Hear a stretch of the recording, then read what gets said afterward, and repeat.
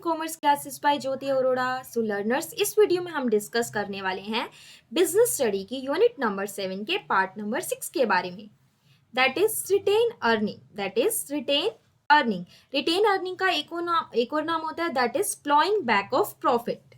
सो इस वीडियो में हम डिस्कस करेंगे about the retain earning, its advantages and the disadvantages of the retain earning. So learners, video को start करने से पहले अगर आप मेरे चैनल पे नए हैं और मेरे चैनल को सब्सक्राइब नहीं किया है तो जल्दी से जाके सब्सक्राइब कर दें ताकि आने वाली वीडियो के नोटिफिकेशन आपको मिल जाए। So let's start. So what do you mean by the retain earning? What do you mean by the retain earning? Earning means saving और इनकम, सेविंग्स और इनकम, एंड रिटेन मीन्स रख ली, जो हमने अपनी सेविंग्स को, रिटेन मीन्स रख लिया, जिस सेविंग्स को, जिस इनकम को हमने डिस्ट्रीब्यूट ना करके अपने ही बिजनेस के अंदर रिटेन कर लिया। सो दैट सेविंग और that income is known as the retain earning. जिस इनकम को, जिस सेविंग को हमने रिटेन कर लिया, नॉट डिस्ट्रीब्यूटिंग, जिस इनकम को हमने डिस्ट्रीब्यूट ना करके अपने ही बिजनेस के अंदर रिटेन कर लिया। So that portion of the net profit और that portion of the saving is known as the retain earning. Retain earning का एक और नाम होता है learners, that is ploughing back of profit. Ploughing back of profit, profit back means अपने ही profit को वापस कर लिया, प्लो बैक कर लिया, बाहर डिस्ट्रीब्यूट ना करके अपने ही बिजनेस के अंदर रख लिया। देखिए, अगर हमारे बिजनेस के अंदर प्रॉफिट होता है तो बिजनेस क्या करता है, उस प्रॉफिट को, अगर बिजनेस ने शेयर्स इशू कर रखे हैं तो शेयर्स होल्डर्स को क्या देता है, डिविडेंड देता है उसी प्रॉफिट्स में से। और अगर बिजनेस ने डिबेंचर्स इशू कर रखे हैं तो डिबेंचर्स को क्या देता है, इंटरेस्ट देता है। अब डिबेंचर्स के ऊपर इंटरेस्ट देना कंपनी के लिए कंपलसरी है, कंपनी को देना ही देना पड़ता है फिक्स्ड रेट से इंटरेस्ट। और शेयर होल्डर्स के ऊपर डिविडेंड देना कंपनी के लिए नॉट कंपलसरी, कोई जरूरी नहीं होता कि शेयर होल्डर को कंपनी डिविडेंड दे या ना दे, तो it's depend upon company.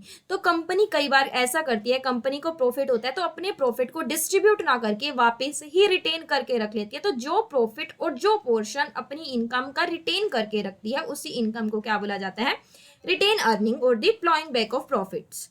Retain earning refers to that portion of net profit, ये प्रॉफिट का वो पोर्शन है विच इज नॉट डिस्ट्रीब्यूटेड, जो डिस्ट्रीब्यूट नहीं किया गया among the share holder, shareholder में डिस्ट्रीब्यूट किया ही नहीं गया, but retain in business, but हमने बिजनेस में क्या कर दिया, रिटेन कर दिया। अब इसका पर्पस क्या है, for use in future, future के लिए, ताकि उसको यूज कर सके।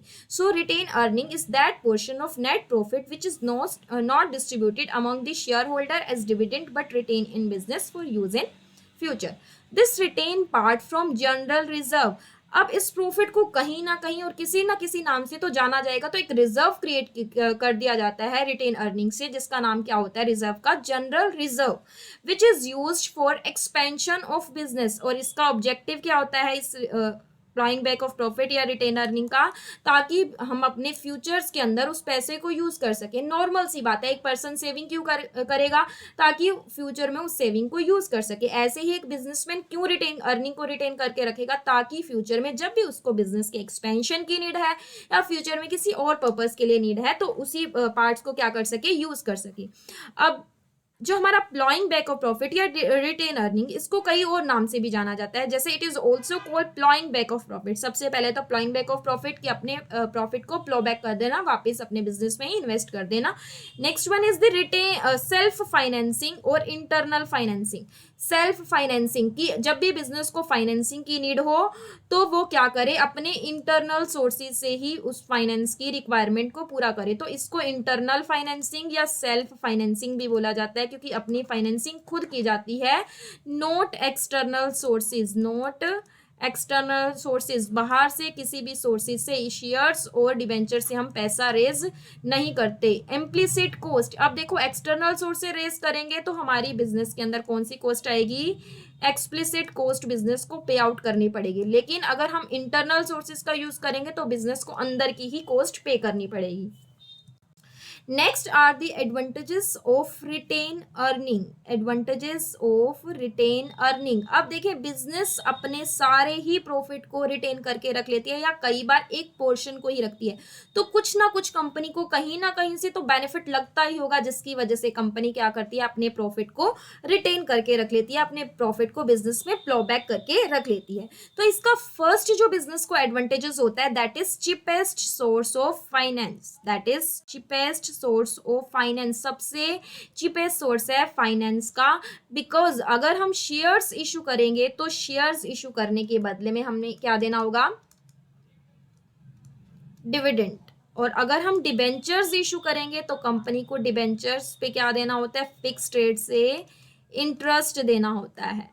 But when company use the internal financing और retain earning then there is no cost, company को बाहर किसी को कोई भी कॉस्ट नहीं पे करनी पड़ती, जैसे अभी हमने डिस्कस किया that is internal source of finance, क्योंकि कंपनी की ही एक तरह से क्या होती है, सेविंग होती है, कंपनी की सेविंग ही होती है। So company have to pay no cost for the retain earning.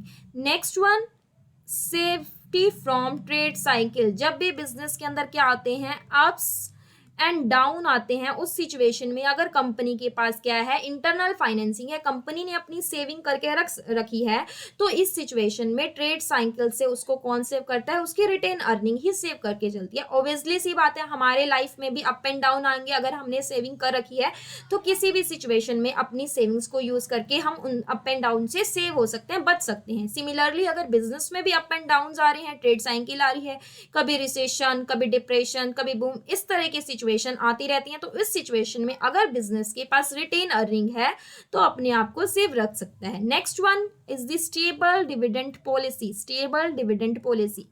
अगर कंपनी अपनी डिविडेंड पॉलिसी को स्टेबल मेंटेन करना चाहती है, स्टेबल लेवल पे रखना चाहती है, उस सिचुएशन में कंपनी की रिटेन अर्निंग ही उसको हेल्प कर सकती है। जैसे कंपनी ने एक साल, कंपनी को बहुत अच्छा प्रॉफिट हुआ और कंपनी ने बहुत अच्छा डिविडेंड दिया भी शेयर होल्डर को, बट नेक्स्ट ईयर हो सकता है कंपनी को प्रॉफिट कम हुआ हो, तो इस सिचुएशन में अगर कंपनी के पास रिटेन अर्निंग है, कंपनी ने अपनी सेविंग्स करके रख रखी है, तो उस सिचुएशन में कंपनी अपनी डिविडेंड पॉलिसी को कैसे मेंटेन कर सकती है, stable, only with the help of the retain earning. So retain earning helps to maintain stable dividend policy to the company. Next one is the easy expansion of company, easy expansion of company, company easily expand हो सकती है with the help of retain earning। अगर company के पास savings है, company ने अपनी retain earning करके रख रखी है, तो it can be possible only, और expansion of the company can be possible only with the help of retain earning, और it can be easily expand. Next one is the increase in the value of shares, increase in the value of shares, company के shares की value increase होती है अगर company के पास retain earning है। अगर company के पास रिटेन अर्निंग है इट मीन्स कंपनी के पास क्या है, उसकी सेविंग्स है, कंपनी के पास सेविंग्स है इट मीन्स उसके प्रॉफिट्स बहुत अच्छे हैं, ठीक है, सेविंग्स है, कंपनी की इनकम बहुत अच्छी है, कंपनी के प्रॉफिट बहुत अच्छे हैं, तो ऑटोमेटिकली उसकी गुडविल बहुत अच्छी होगी, उसकी रेपुटेशन क्या होगी, ऑटोमेटिकली इंक्रीज होगी, और गुडविल इंक्रीज होगी तो कंपनी के वैल्यूज ऑफ शेयर्स हैं ऑटोमेटिकली क्या होंगे, बहुत इंक्रीज होंगे। So retain earning helps to increase in the value of shares. Fifth point that is retain earning helps to increase value of shares. तो हमने 5 पॉइंट्स को डिस्कस किया और about the advantages of retain earning. First advantages था cheapest source of finance, company को कोई cost पे नहीं करनी पड़ती। Second one is safety from trade cycle, up and down के सिचुएशन में अगर कंपनी के पास रिटेन अर्निंग है तो कंपनी सेव रहती है। Third point is that is stable dividend policy, company अपनी डिविडेंड पॉलिसी को स्टेबल लेवल पे मेंटेन कर सकती है। Fourth one is the easy expansion of the company, company easy expand हो सकती है अगर कंपनी के पास सेविंग्स अच्छी है।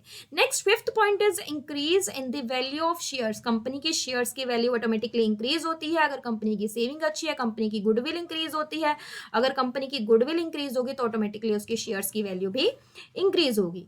Next are the limitations of retain earning. अब देखिए कहाँ, जहां पे भी हर चीज के एडवांटेजेस मिलेंगे, उसके बेनिफिट्स मिलेंगे, कहीं ना कहीं उसकी जो लिमिटेशंस पे उसके साथ साथ चलेंगी। सो इसी तरह से हमारे रिटेन अर्निंग, अगर कंपनी सारी ही अपने प्रॉफिट्स को सेव करके रख लेगी ओनली सेविंग्स होंगी और कंपनी कुछ भी डिस्ट्रीब्यूट नहीं करेगी तो क्या होगा, उसके कुछ ना कुछ हमारे जो हार्मफुल अफेक्ट हैं वो भी हमारे सामने निकल के जरूर आएंगे। सो इसका सबसे फर्स्ट हार्मफुल अफेक्ट है that is dangers of monopoly.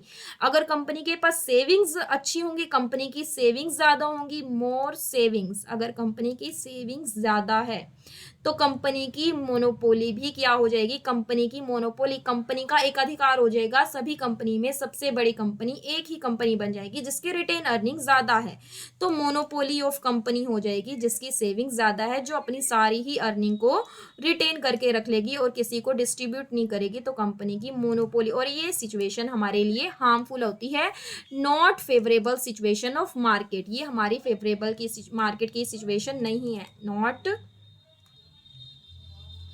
Favourable market situation, ये हमारे मार्केट की कोई एक अच्छी सिचुएशंस नहीं होती हमारी monopoly.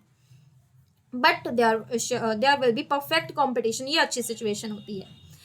Next one is the dangers of overcapitalisation. Overcapitalisation means company की कैपिटल बहुत ज्यादा होगी। अगर कंपनी सिर्फ सेव कर रही है, कुछ भी डिस्ट्रीब्यूट नहीं कर रही, तो ऑब्वियसली कंपनी के अंदर कैपिटल बहुत ज्यादा हो जाएगी and this situation is also not beneficial for a company.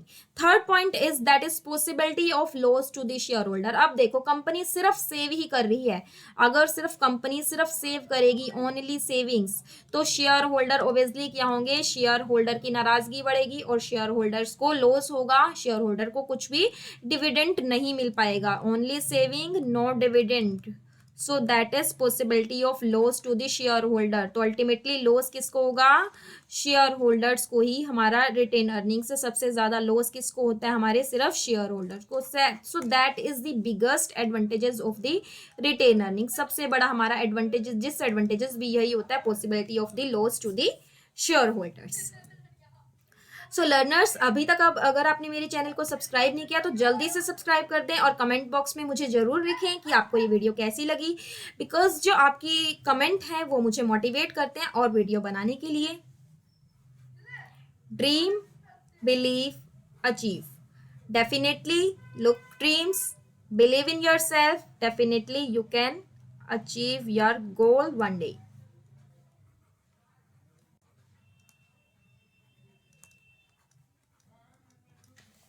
Be smile.